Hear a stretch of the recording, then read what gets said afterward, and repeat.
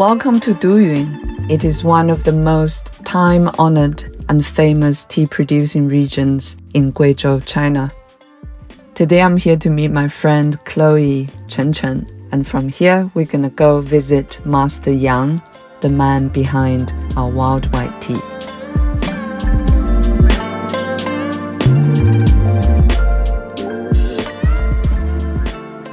Chloe is a really old friend of mine, and our families actually go way back. And Chloe also used to study in the UK, and then she came back and found tea, or tea found her. And then actually that was way back before I started Grass People Tree. Chloe was one of my teachers, taught me a lot about tea and introduced me to a lot of people in and around Duyun. So I'm really, really grateful for her knowledge and always hospitality and also sisterhood. So today she's brewing a new yellow tea for us to try, and we're gonna try a few different teas today and see what's good. Wow. It smells nothing quite like what Chloe had introduced me before, so this is very, very new, and I'm actually really, really excited to try it. But it smells very floral, apple-y. I can't quite describe it yet, but I'll leave it to Chloe and then let's unpack it slowly. So I was asking Chloe the characteristics in her view of Duyun's tea, what they're like, and she says in her view it's very refreshing.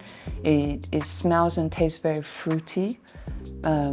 果香清香 兰花香, and then the wild orchid flavors, it actually remains in every local Camellia sinensis tea tree and throughout all species in the Duyun region, which I think this is what we call 品种香, and also you call 地域香. So 品种 is the varietals, their fragrance, their aromas. 地域香 is the fragrance and aromas of the region.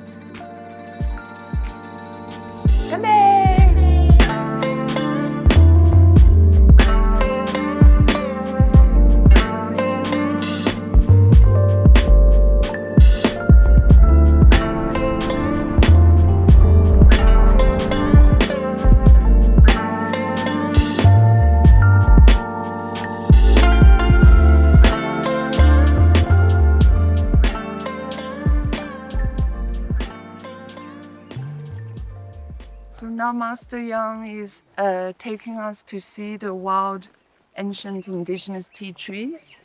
And he said these ones are around 100, more than 100 years old. This will only be ready in a month's time because it's very old, so it goes very, very slowly. He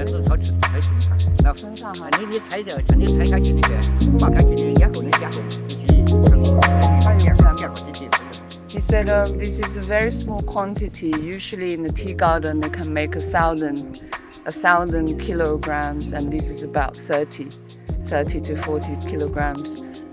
Each year you can probably pick twice, but then once it shoots up you need to wait.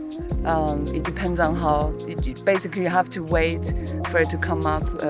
We don't know, but when they pick, you have to bring a ladder to go up to pick to the very top, or people like me who are taller, you can actually reach and to pick them. But it's very, very time consuming because it's not in the tea garden, and you have to trek very far to get to here and to pick them. The locals, they don't have proper names for these indigenous tea trees. They identify them through the appearances of the leaves. So this one is called the long leaf because the leaves is long, like long and oval, like this. And there's another type that has more round shape of a leaf. There's another one that has sort of yellowy kind of appearance. So they identify them through the appearances of the leaves. So they follow this name, like yellow leaf, long leaf, round leaf. Chloe was saying that this tea is very, very fragrant. And also earlier, Master Yang was saying that you can brew this tea over and over and over. It still remains fragrance between your teeth for many, many rebrews. This is the beauty of ancient tea trees.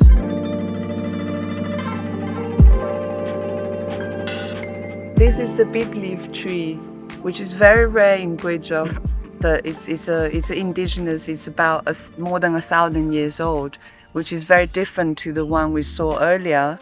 That is a small leaf, so coming from Camellia sinensis, and it grows like a bush. This one grows like a tree, so they're different, and they're right next to each other, and we can already see the variations of different trees, and they're completely different, which is also very, very, very beautiful to see. The diversity of ancient tea trees and indigenous tea trees flourishing in the mountains of Guizhou. It's beautiful.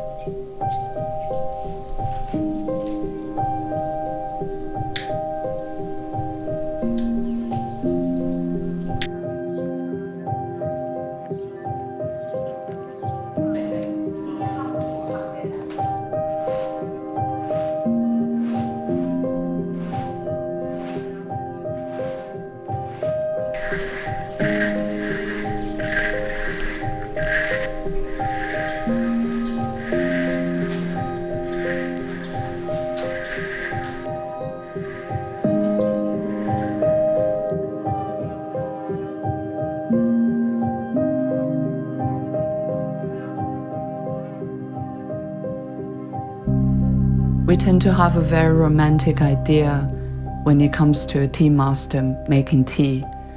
And this is a remarkable moment for me to reconnect with my home and reconnect with the sense of reality around the livelihood of the people involved in tea production.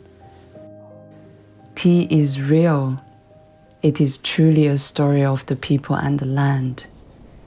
And it is something for me to cherish and to honor.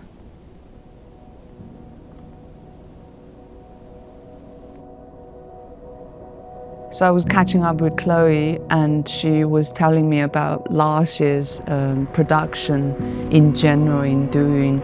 There's 2/3 less, which was really shocking. And because last year nationwide we experienced a big drought, so the volume of tea had really, really decreased. And actually that is not the worst news.